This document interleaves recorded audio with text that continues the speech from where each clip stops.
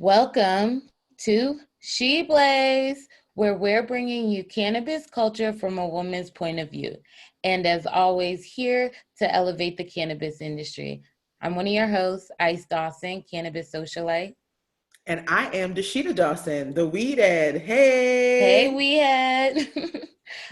On today's episode of She Blaze, we're combating COVID-19 with straight facts, uplifting spirits with helpful hints, and giving you all the latest on the cannabis news. Let's get it started. I'm very excited. How are you? How are you holding up in COVID? I got to binge a lot of TV and I got to see Watch What Happens Live. I would like to think I gave inspiration to Andy because they basically got our setup. That is so true. That is so true. It has been interesting watching the news every so often because I'm not all about the news, but watching the news as people are at their home setting, they don't have a full on glam squad.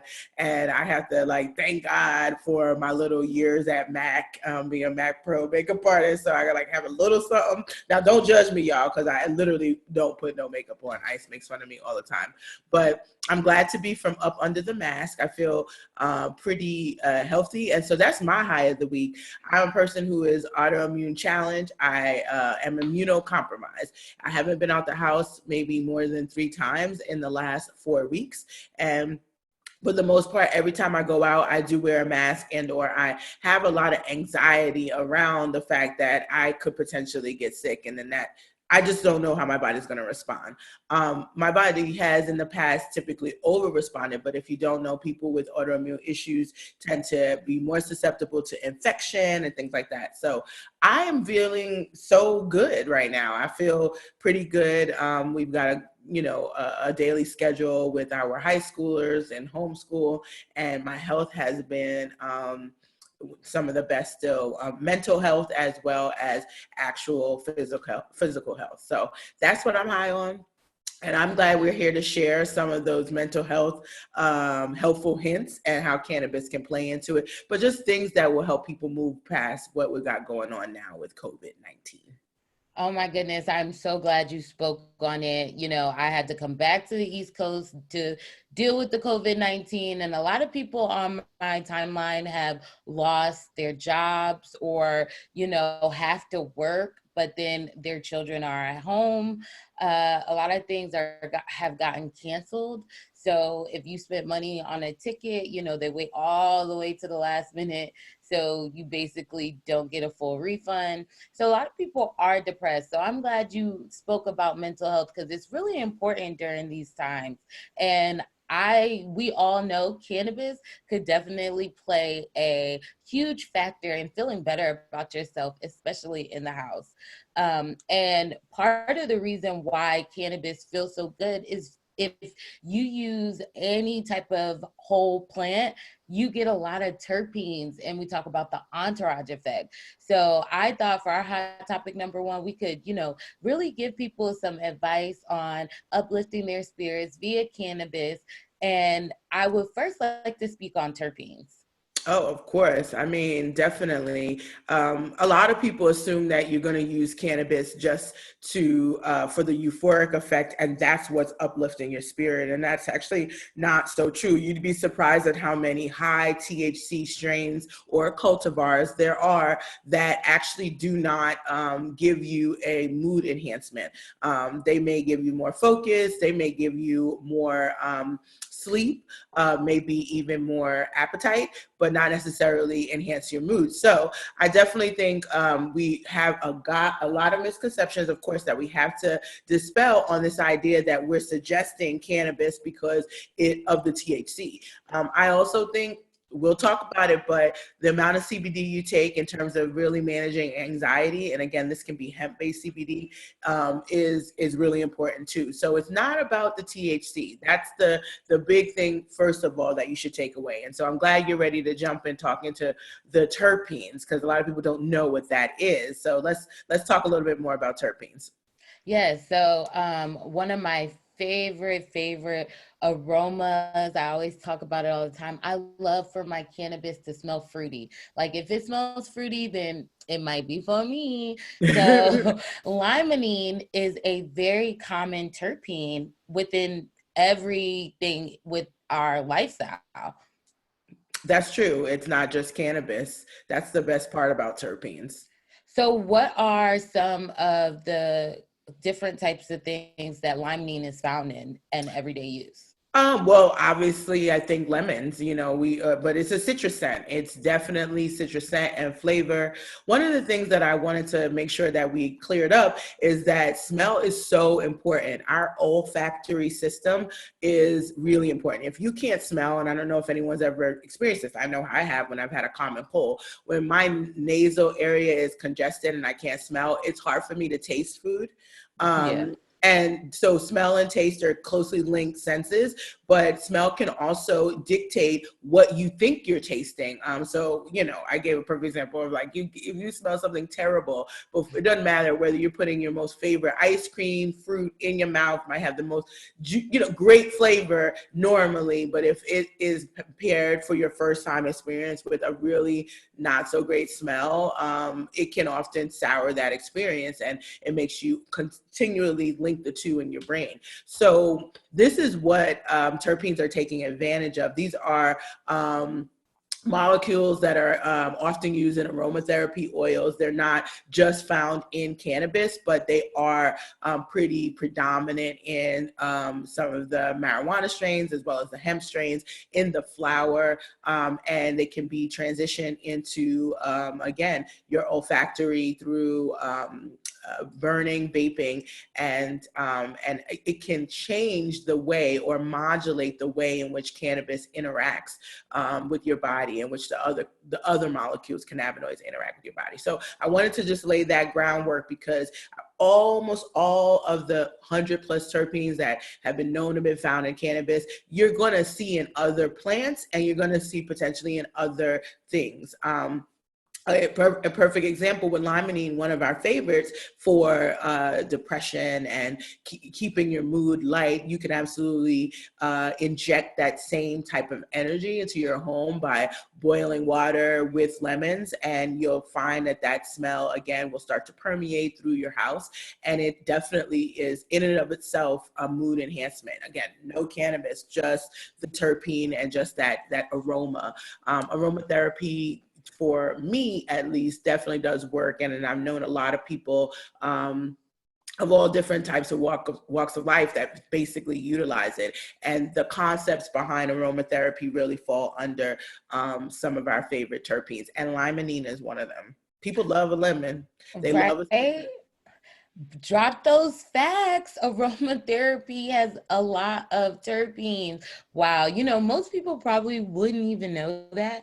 So all those essential oils they're dripping low key could be smelling like cannabis, and they don't even know it. Sometimes you wonder. I mean, the whole loud, dank,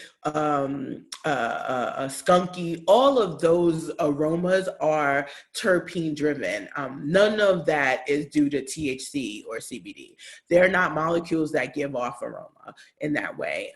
They may have their own smell to some degree, but from, again, a scientific perspective, the good majority of it is going to be what the terpene makeup is, which is why in certain markets that don't give you the profile, like Nevada gives you the profile of terpenes, you can choose your strains based on what you see that profile is. Other places I've learned over time don't do that. And so I use my nose. I can smell woody, I can smell citrusy, I can smell skunky. And if it smells citrusy, it has a very high potential for me to enhance my mood, in addition to whatever else it can do as a cultivar or a strain. But yes, limonene is one of the most popular and is pretty commonly found in aromatherapy. You can create it again pretty easily in your own home. And it's one of the favorites in both a hemp flower that I've tried as well as marijuana. What are some other common terpenes that are helpful during, low energy mood? I think linalool is another one commonly found to help improve the spirits. It's something that it's a little bit more likely to have an allergic reaction to linalool, but it's found in things like mint and cinnamon. And so another thing that and I did this often, instead of boiling water with lemons, you can also boil water with cinnamon, and it can permeate your home with that same type of aroma. But those are notes that if you smell closely in your plants and your cannabis, hemp or marijuana, you're going to be able to note that after a while, especially if you're a cultivator and you're one that is worth your snuff and you know it, then you might be able to pick that out right away. But linalool is pretty common, and I like lavender as well. I think people don't speak about lavender in cannabis, but as a general terpene, it is something that has a very calming effect. And oftentimes your mood can be agitated, right? And that feels like it might be sad. It might more likely be mad, but either way, calming and soothing tends to help transition the mood to something better. But those are limonene and linalool are two of the most common that are found in cannabis plants that can really make the difference. And then last but not least, pinene is, of course, the very piney smell that makes you feel a little bit like Christmas. And that was one of my favorite things about Mommy, and Christmas being her favorite holiday. She wanted a real tree for that smell. It would make the whole house, if we took care of it, watered the tree, it would make the whole house give off this very, again, alert,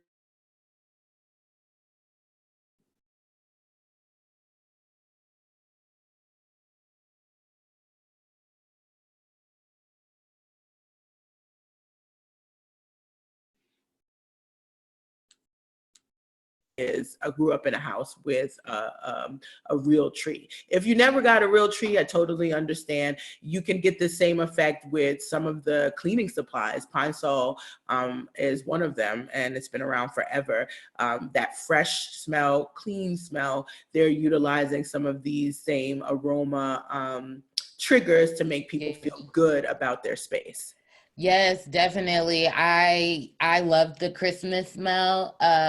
If only they made fake trees with like a little scent of pinene, it could definitely, relate to me a little bit more because, I don't really like a fig tree because we always grew up with real trees, we always just figured it out. And, now with the fake trees, they're supposedly better for the earth. So, I'm trying to get into it, but I'm like, it just don't smell the same. And so that's part of the reason. And there are a lot of like different strains that you could look out for when purchasing. I know if you're in a unregulated market, it's a little bit harder. That's why we started off with terpenes, because like you said, the nose knows. And so in order for you to know in an unregulated market, you got to use your sniffer. So if it's not really working, then you might want to hold back. But so far, some strains that we really, really like on the sativa end: Lemon Haze, Jack Herrera. Yeah, yeah. Jack Herrera has if it's grown well, it's super piney, super piney. Cinex, which was something we use often in Nevada.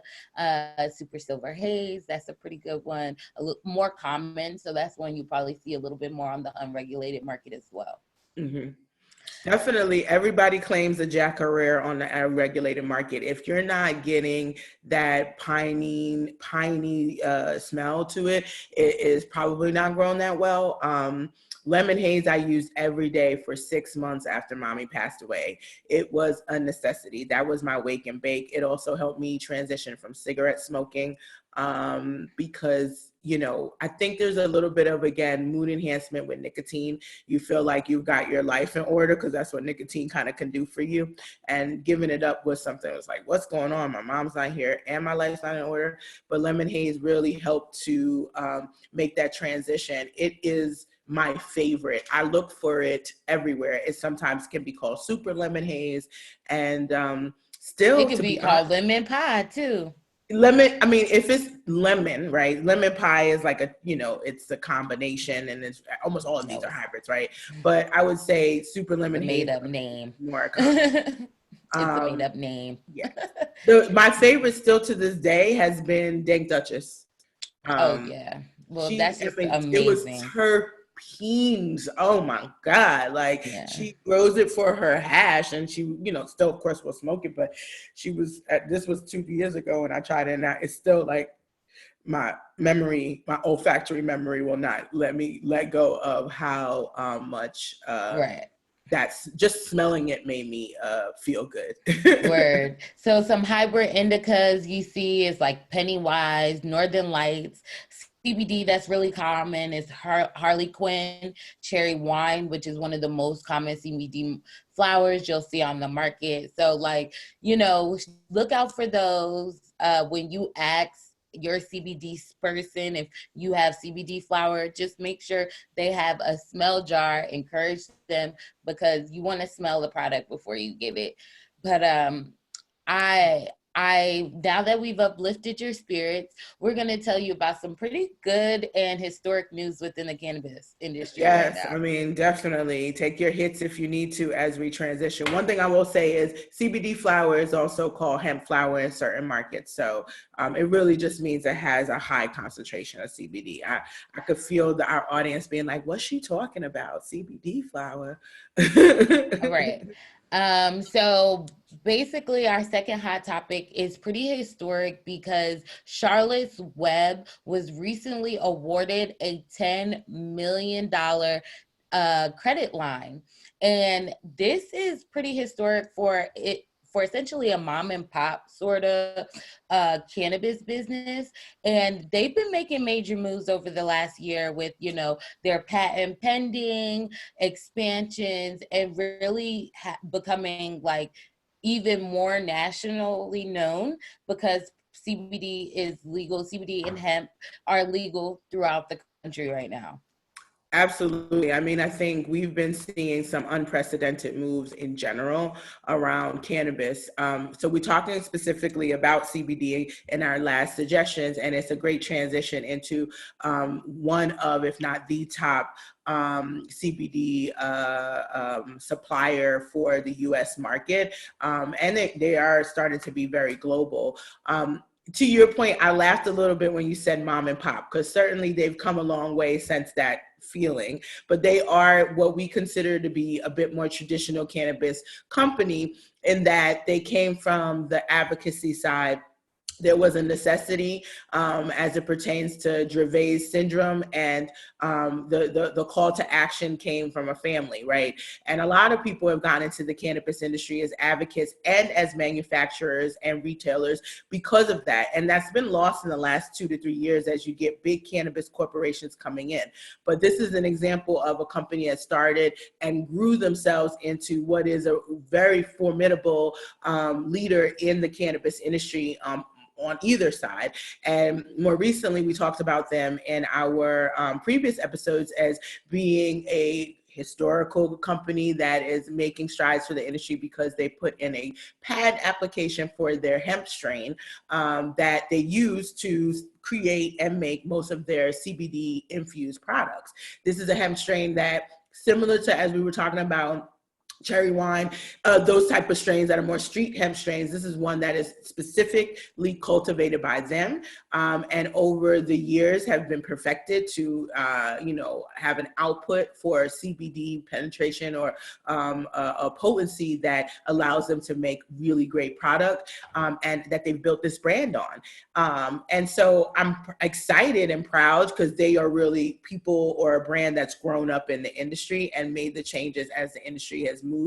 And this is just one of those opportunities to see it through beyond this COVID-19. And JP Morgan actually backing this, although I will, say it's secured. So it's not an unsecured credit line, it's secured by their assets. But by saying that, it's a precedent. Wait. So just explain that a little bit more. Secured by their assets. What do you mean? What is considered even assets that a cannabis company have, especially in this crazy banking time at the moment? Absolutely. Well, first of all, again, we're focused primarily on their hemp-based business, and I'm honestly not sure that they do any more marijuana-based business. But at some point, they used to definitely pull their CBD from marijuana. So CBD can come from marijuana and hemp. Once the Farm Act got passed, now hemp becomes this legal, federally legal entity. It means that you can look at it differently.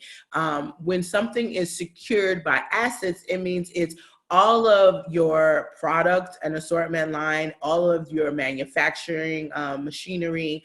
It's your brand equity that you build. So Coca-Cola, for example, has extremely high brand equity, and that's counted as an asset. And so JP Morgan is definitely one of the first banks to outwardly say, hey, we are going to support that these are legitimate claims as assets, that there is a potential for if, God forbid, they are unable to pay back the secured line, these are the assets that we would now own as collateral damage. And so I don't foresee Charlotte's Web not being able to pay it, but there is a difference between a secured credit card and an unsecured credit card. If you don't have the credit proven yet, you can get a secured card, which is basically you putting down the money on what your limit will be.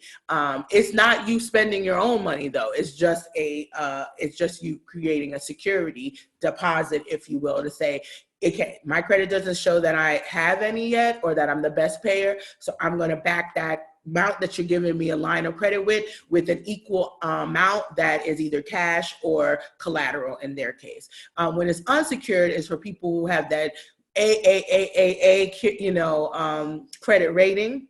And they can get, lots and lots of millions of dollars loaned to them because they've shown that they can be reliable and they are responsible.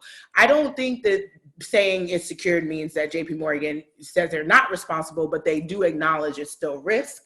But they're at least acknowledging that what Charlotte's Web has built actually has value. And that's what this $10 million secured credit line really means for the cannabis industry. It's a precedent. Now other people can go and file suit. If you can't get credit and you can't, then it's hard to get past these type of time periods with COVID-19 where cash flow had slowed down tremendously, and then you need to go into your credit reserves. Right, exactly. And there are a lot of people right now that are having to go into their reserves for certain things. And really, if your state allows cannabis, it would be a lot easier for them to have a little bit more reserves in the bank due to their taxes. And so I think it's really interesting how, Charlotte's Web has really just became a leader within the cannabis space. But I think it also lets us, now we've gotten you all happy and joyous. It allows us to move into topic number 3, actually, sorry. Because right now there are some real struggles on the East Coast outside of COVID-19.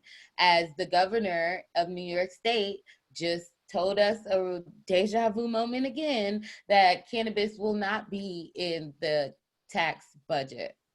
Yes. So I don't know if I feel like that's a struggle, but it is an indication that a lot is going on now. I do not want our comments around the marijuana legalization to really blur the fact that Governor Andrew Cuomo has been doing a great job, an effective job at communicating with his municipality, the state of New York, about what's happening, what his intentions are, and how he foresees COVID-19 impacting the state. Well, I think that's everybody's personal opinion. Yes, that is definitely. It is also a comparison opinion too. So I'm talking specifically just about COVID-19. And of course, I'm not there, but just talking to people on the ground in New York, he's at least been very communicative, and people look forward to his daily press conferences as New York is now. Because they at home. Yes, they're the epic, they're sort of the epicenter of the current pandemic. But it also had a lot of potential negative backlash on cannabis legalization. And I'm not saying that it couldn't have legalized, but there were some things that, as part of the Start Smart Coalition, on the advocacy side, we could see that there were deals that potentially were being made that was going to lose the very purpose of marijuana legalization in New York. The heart of our story there is that marijuana needs to be legalized and it needs to be rooted in marijuana justice.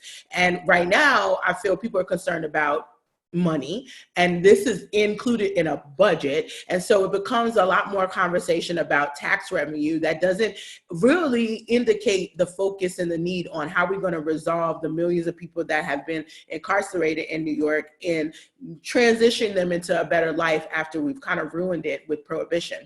And so we actually made a lot of push to our legislative leaders in the Assembly and the Senate to say, hey, hold the line. Do not allow this to be kind of bulldozed into the budget with all the details and the fine print around marijuana justice blurred at that point. So I agree. It's really, honestly, the amount of people that can just walking down the street be frisked just because they smell maybe too terpene is crazy. Crazy, especially since we just explained to you that you can actually get these terpenes by itself. This is a new line of business that's forming where you can add terpenes. It's almost like adding ketchup to your hot dog. And so you could walk around with something that is not even cannabis based that smells just like the best super lemon haze you have ever cultivated. And what does that mean for your experience? We just saw on Now This at the beginning of March, a young man of 19 years old who was calling for his mama as 7 cops basically beat him down because a plainclothes cop smelled cannabis and assumed he was the one that was smoking. They didn't find anything on him. They didn't find anything in the park. This happened in Canarsie, Brooklyn. So even though they all should be fired. They should. And so this is also why we just cannot give away the cow on what marijuana legalization means in New York. Furthermore, if that's the advocate in me, it's like, yo, y'all not even doing decriminalization right. All of these law enforcement officers need to be retrained. And there needs to be another precedent in which you can give a reasonable cause for stopping and frisking someone. That is done. That is over. And the mayor of New York City, as well as the governor of the state, really need to get together and figure out how to fix that. At the same time, the medical program for New York is so subpar. And when you enter into an adult use market after launching a medical program and you don't have anywhere near the penetration, not even 20% of the potential patients exist in the medical program right now after a lot of growth, now almost 100,000 patients, but that's still nothing in the New York market. You don't have flour. You don't really have enough producers. So no, you don't. How are you going to transition into the adult use market? There are a lot of people who are very upset that this is not being included. And I'll get to another point in a second, but they shouldn't be, because ultimately we don't have the system set up for this to make a viable change in our money anyway. Just because it's weed, if it's not good weed, if it's not priced well, it's all the same consumer behaviors apply. Nobody's going to leave their house to go to the little 2, 10, 12 dispensaries that are available when you still have a very positive connection with someone that you trust, that you know, and it's still in a price point that you can afford. Well, I was just going to say, the people that are really upset that it didn't pass are probably the big cannabis companies bulldozing their way into a health industry and not actually caring about the patient. You were probably right. I could speak on that. I definitely think these multi-state operators are looking at New York and they're seeing a cash cow because they think they're going to have a first mover advantage. But they should look at California, because California tells a very, very important tale of people who are too prideful to understand the culture, to have that authentically integrated with their brand strategy. And part of that culture is understanding marijuana justice. It's also understanding that it was prohibited and that there's many people who are still in business right now, even though they may not be legal businesses, but they are still in business. And how do you bring them along? How do you transition them? I think New York and New Jersey both have to consider this, but an easy way to decide more prudently or smartly around the program is to expand the medical program. So 2 things I'll say before we end this hot topic. The first is, just because it's not in the budget doesn't mean it won't pass this year. We still have until June when the session is fully done. And basically now, if it's not in the budget, it's sort of like buying a house, right? You come in, you're going to look, you may see 2 rooms in a house that you absolutely love. The kitchen and the bathroom are so important for me. I will deal with a jacked up living room, a jacked up bedroom, and I will buy the whole house. In some ways, some people really oppose this bill. There is a lot of opposition to cannabis legalization. But if it's part of the budget, it's more likely to get passed in that way. Pull it out of the budget is like looking back at that house and saying, hey, would you buy this jacked up living room by itself? Now, granted, I don't think that cannabis legalization is jacked up, but we have enough people who are naysayers and we have enough ops in the New York market that it becomes a harder proposition. But we do have the MRTA. It's been revised many, many times. Senator Kruger, Majority Leader Crystal Peoples-Stokes, they hold this bill.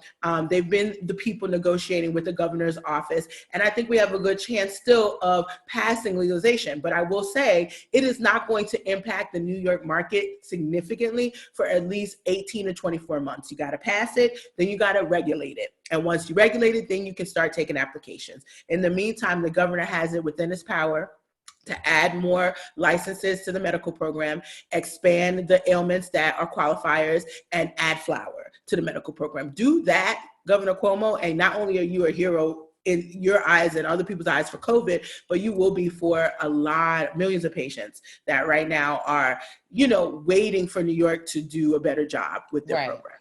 Right. And New York will actually emerge as a leader within this cannabis space, because out of all of the 33 medical, states, majority of them really mimic themselves after New York's medical market, if you tell the truth.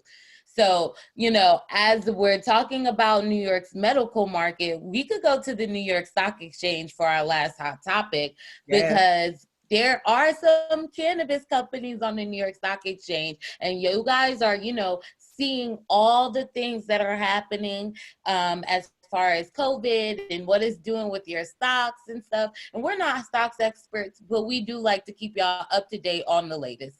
And so right now, the New York Stock Exchange and Toronto Stock Exchange actually delisted a cannabis company called CannaTrust. Now, CannaTrust is a Canadian holding company for cannabis brands. And that is really interesting. And it is really coming off the heels of them, giving CannaTrust a warning in early December of 2019, like, hey, please get your acts together. And so, Dasheeda, do you have any Cannatrust stock? We just gonna start there. I do not, but I do want to make sure people know that on the New York Stock Exchange, CannaTrust is CTST. And on the Toronto Stock Exchange, it is TRST. I don't, but they are. That's good. Yes, they're a conglomerate. A lot of conglomerates formed during the time period in the last 2-3 years where they just really bought up and acquired a lot of smaller brands. So they're a holding company, essentially. You get brands and you hold them in this larger company that people can then invest in. They've basically, if you check out their little ticker, what is it? The trend, it's been downward for some time, and they've over the last 30 days haven't breached $1 per unit. And I think that that's where the New York Stock Exchange started to be a little bit like, hey, there's a warning. You have to have at least, it needs to be above $1 for $1 or more for 30 days. But this is an example, again, of the volatility of the cannabis industry. These are companies that are just holding, but I don't know that they are really doing their due diligence as to if these brands under will really be performing. And I also really don't understand, and this is why we got to get my girl Ivy Investor here. I don't understand how people are not reading the tea leaves enough and not seeing how much of a downward spiral the trend is, and that you wouldn't pull your money out. I hope you've pulled your money out. I mean, they only began trading on the New York Stock Exchange in February 2019. Girl, so it ain't even been a year for not real. Even a year. Like, oh my goodness. And Canada's been doing this cannabis thing too. Yes, but here's the reason. Not too long ago, maybe a couple of days ago, they basically got a judge and a court to give them an initial protection against their creditors. Basically, it prevents creditors from, and any plaintiffs, if they have any current lawsuits, from enforcing their claims against the company. And that is what you file when you know you don't have the cash to really pay it. It's almost like a little bit of a pre-bankruptcy type of move. Again, not my area of expertise. I'm an operator and execution specialist, but we definitely need to bring the Ivy investor on to talk a little bit about this type of volatility in the stock market, because where we do see cannabis or cannabis adjacent, we've mostly started to see that deterioration, but not everything. Miracle Grow, for example, I was just on a live that I watched that she was talking about. Miracle Grow is an example of an ancillary business. It's about plant soil and nutrients. And even though the legal market may be failing or struggling and having a lot of volatility, quiet as it's kept, the legacy market persists. And now that cannabis is deemed essential in so many states, and we are stuck at home, and we just talked about all these things that you can use cannabis for to help enhance your mood and that experience, cannabis will remain persistent in the illegal market. And so I think those people still use plant soil. They still use lights. They still use a lot of just the basic, how do you get a products, right? That you're going to get from the market. So when you look at the stock exchange, think about things that are cannabis ancillary that truly are still required, even whether it's illegal or legal. I know that sounds crazy, but we need to get out of the mindset that people who are in the legacy market are doing something wrong. The world of governments, Thailand, the most restrictive of governments, they have started to really backtrack and say no. So it's time for us to actually think about this as true economic supply and demand. And there's definitely a lot of demand still for some of these ancillary products that support cultivation and extraction. And so you'll see those do well on the stock exchange. But the actual companies like this CannTrust, no. I mean, we can't trust that CannTrust is still going to be. You cannot trust that. Yeah. Oh my goodness. Well, you really hit the nail on the head when you said just because, it's against the law doesn't mean they're doing something bad, really. It's like, we especially know just because it's law doesn't mean that it's actually a right law. There are still, people who make laws that are not beneficial to no one but themselves. That's Absolutely. Why all those investors probably was rushing to take out their money, and CannTrust was like, nah, homie, we actually don't have it. So no thanks. As they COVID started to take over, because that was like a whole huge thing, not to go too off topic, but basically there were a bunch of people in our political government that took out their stocks early prior to really knowing how massive and hard of a hit of COVID-19 was going to happen to the economy. And so shame on those people, really. And it should really, hopefully, this time at home is giving people the inspiration to learn more about the government, because they're really doing some shady things to us at this moment as far as COVID-19 is concerned.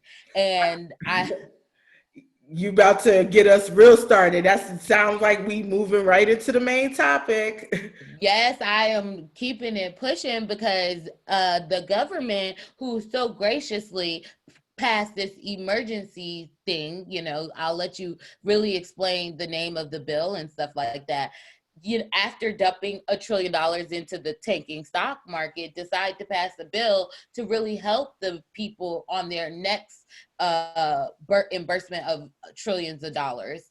And so that's part of our main hot topic, which is really just explaining and giving a deep dive into the stimulus bailout loan. Yes. So, I mean, I think what we wanted to do is we know so many people who are following us, listening to us, following the WeedHead, they are transitioning themselves into the cannabis industry. And if you read my book, How to Succeed in the Cannabis Industry, or you taking my Intro to Cannabis Business course, you are probably trying to take your current credentials and credibility and transition into the cannabis industry, which means you're probably a cannabis ancillary business and not necessarily a plant touching one. In which case, I want to say then you are a small business that you should definitely be paying attention. No matter what the business is in terms of cannabis, as long as it's not plant touching, I think that there's some viability. And so pay attention, and, you know, again, proceed with caution. But the worst case scenario is that you just get told no, but it does nothing to help you at all if you don't even take the shot. Like, you miss 100% of the shots you don't take. So I'm encouraging everyone to take this shot. I know we all are with the multiple businesses that we own here in the Dawson family.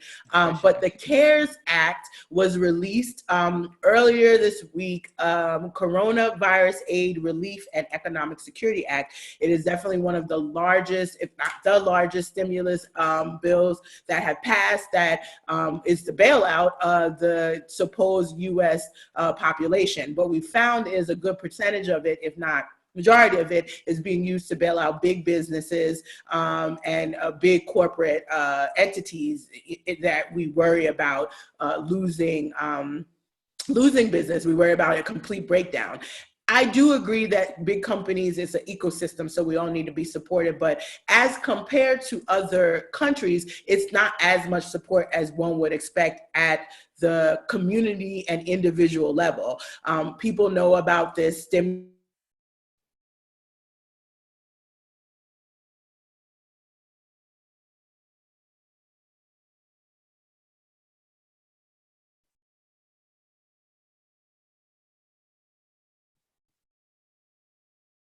independent consultant, or you have a small family LLC.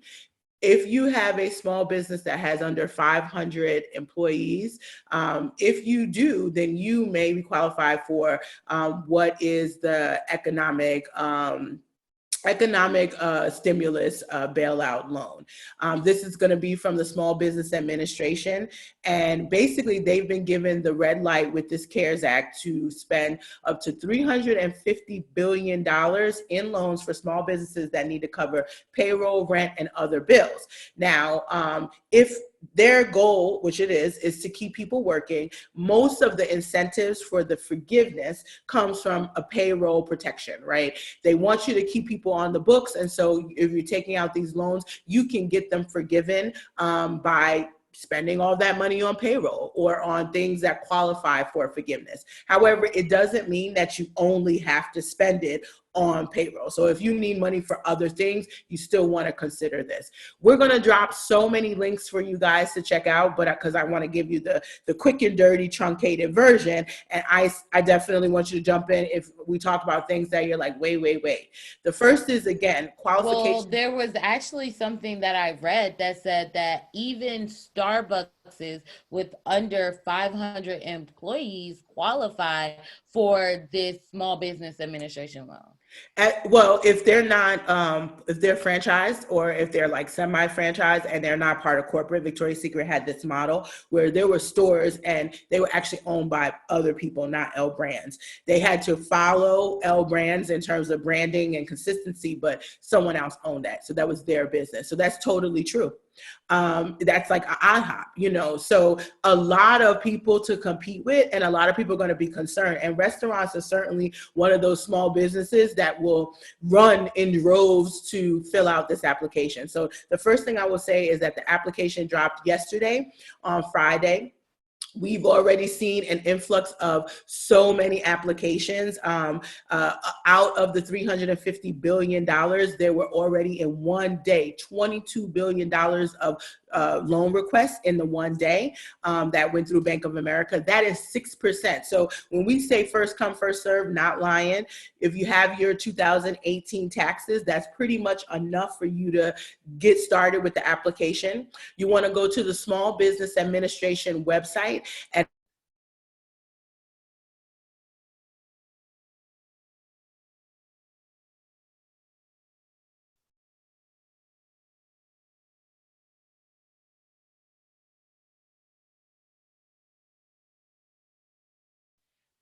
contractors, sole proprietors, not your typical small businesses that they really will not put through the ringer to easily come through the process. In the past, there would be so much paperwork and so much proof of your previous financial statements, proof that you could pay this back, proof that you would actually be a viable entity to provide this type of money. And basically, a lot of that has been removed. It is the easiest it probably has been in the history of me owning businesses for you to apply for an SBA loan, emergency loan. And so I am encouraging, again, everyone to do so. We will continue to put links and answer as many questions. Go ahead. I just cannot believe that many people already filled it out. I mean, there were basically reports of saying banks don't know what to do. You know, things are frozen. My biggest issue is that even if these franchise companies are allowing people to go and, you know, put in applications for this, what happens to the little smaller fish? And, you know, how much in theory are they going to give a legit, like a small business? And what's that approval application? Because if it's so easy, then it's already going to be sucked up before the deadline, June 30th. So the deadline is June 30th, but do not wait. 85,000 customers applied for that 22 billion on just yesterday, right? So that shows you the level of, you know, detail, not a lot of detail. And if you're running a solid business, it should be fairly easy.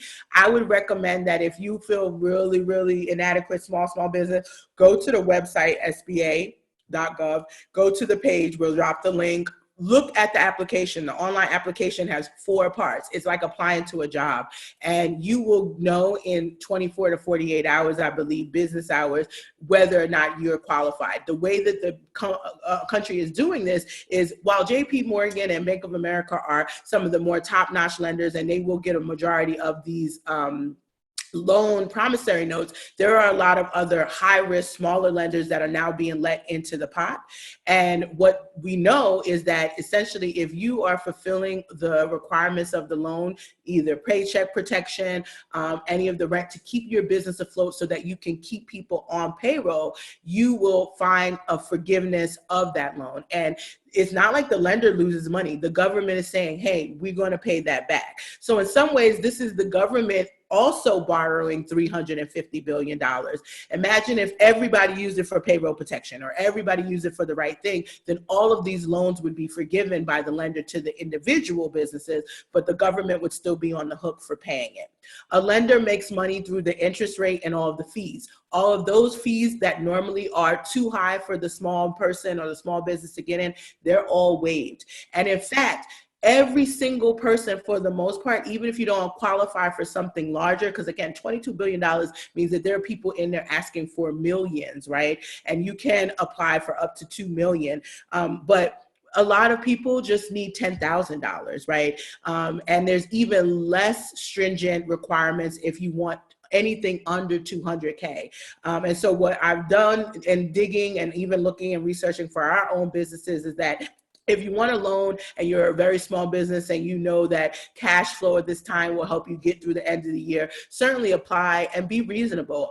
Asking for a 500K when you've never had that as a revenue year might be a little bit of a challenge, you know what I mean? So ask within your pot. When you think on the order of 350 billion, 10K, 15K, 20K, these are big numbers to very small businesses and can be meaningful, but they're petty, small numbers for the bigger. So we can compete. And then that $10,000, the sooner you get your application in, the better, because almost everyone, even if you don't qualify for more, there is up to $10,000 that is automatically forgiven. There's no requirements. Right. So what do you have to lose? Most of the applications will be judged on your personal credit score and the last tax return that you did for your business. And most of the businesses have to have had a bank account or something at least by February 2020. So well, I think you definitely hit the nail on the head, you know, just reminding people to reach for to stay in their lane, to stay in their pot. Don't go get a big old pot and you're not going to be able, if you never even touch 500K, you don't even know if you're going to be able to pay 500K back. So I think that was like a really great example. So now that we've discussed, the different types of grants, the types of money, I want to just round this back out to cannabis businesses because, what type of cannabis businesses even qualify for the small business loan? Unfortunately, because one of the questions is, does your business, operate legally? And that's based on federal statute. If you are talking about a cannabis plant touching business, that doesn't qualify. But this is also why in so many of our episodes, we talk about the multi-business unit that is one big conglomerate. Most of the cannabis, even the big cannabis corporations, have 4 or 5 different businesses in order to run that one entity. And that way they've been able to legally separate the plant touching bills and employees and personnel. Most CEOs for these companies do not actually go under the books of the plant touching. They're under management companies that are just there to execute, or consulting companies that are just there to execute. People have figured out cleverly ways to separate the business so that they could potentially qualify under some of these. But that still is gray. What's not gray is if you're a company like ours where we just do education. We write books and we teach. That has absolutely nothing to do with touching the plant, and we're not breaking any federal laws by doing so. And so if you are a cannabis ancillary business, which by the way, the majority of cannabis businesses are, we focus a lot on the sexy and the plant touching, but the majority of cannabis businesses are actually ancillary. If you're selling the plant nutrient, or you are selling the consulting services, or you are selling education, it's cannabis adjacent, you are likely to qualify. And that's crazy. All these big companies, these big old cannabis companies could be some really smart snake oil people for real. Most of them, the conscious big companies are the better ones, of course, but the ones like we've talked about in the past, not so much. But I bet they're applying for that small business loan. I'm sure they're figuring out ways around it. I wouldn't say that it's only the people who are snake oils. This is a common practice. Amazon is actually a conglomerate of about 14 different. Amazon's a snake oil company. Fair enough. Target is a conglomerate of a lot of business. All of these, if you're making over $1 billion a year, you got multiple businesses, financial services, you have real estate, all under one brand. At one point when I was at Target, the stores business P&L is very different from online. They were 2 separate businesses. And I don't know if that's changed, but the reality is that it is not uncommon for legitimate businesses to be business conglomerates. And you don't know that until you're all up in their, annual reports and you see the different business units. Typically, a business unit is a company or brand that in and of itself has its own business and own licensing. And so what they've done with cannabis is you hire smart compliance people, tax people, and lawyers, and they start to see what the loopholes are. All of what our legalization has done is basically forced us to look at loopholes. We probably made more white collar criminals out of having it illegal for real than we're willing to admit. But those are the people that just get a slap on the wrist or potentially a fine. Meanwhile, the black and brown folks who are carrying a dime bag is getting 2 to 5 years. So don't get me started. I already know that this is not going to be evenly doled out. That's why we're sharing it on today. We will continue to put links. I want people to make sure that they're following us as well, because we'll be talking about our journey through this. But at the end of the day, this CARES Act is meant to be a bailout. And if you don't even take your shot, you will not be bailed out. So you can take your shot first. Yes. It's a free throw. It's a free throw, yes. And so I'm encouraging people, get that in the next 2 weeks. Do not let the June 30th date fool you. It is $350 billion, and that's separate from another $10 billion that they've just allocated to the $10,000 limit for automatic forgiveness. So again, go get your $10,000. If you are just getting started and you're a sole proprietor, $10,000 in this time when you maybe have all of your March canceled, all of April, we look at our own business structure, means something. I think for us also looking at that $200,000 threshold, beyond that, you have to put a little bit more information out. But under that, it's still pretty easy to apply. And I will certainly keep everybody posted on how we're doing in terms of this stimulus. And any of the people who are clients or who have read the book and they're sharing their insights, I would love, hit me up in the DMs. Let me know what you're thinking of the application, and we'll definitely cover again on another episode. Right. And the first step is just applying. So gather all your materials, have them ready so you don't have to go looking for them in the middle of the process. It doesn't sound like it's super complicated, like even buying a house, because that shit is complicated. Okay. Yes. But it is cumbersome. So it's like unemployment, you can fill out and go through the portal, and you have to have your W-2s. If you didn't do your 2018 taxes, do those first. Make sure that's done. Sometimes businesses will extend. That has to be done. These are the things that will be used as proof that you exist in some ways. And it doesn't mean you have to have had a lot of money in those things. You could have lost money in those, but it is proof that you exist on the books and that you're not just creating a business to get the stimulus. I know there's a lot of people that in their mind are trying to even do that, because that's the type of country we even live in. Terrible, terrible, terrible. Well, I definitely thank you for dropping those jewels as far as like really just letting people know that this loan is available to everyone. You don't have to go in and get $1 million. And if you get to 10K, sometimes that's enough to even flip it. And next thing you know, you got 50. So we've been there. We totally have been there. And we ooh, them candles work today. No, I'm just kidding. So I think this is great information. We definitely have to put it on the website and in the comments below. And are there any final thoughts? How everything's going? Any final thoughts on our main topic?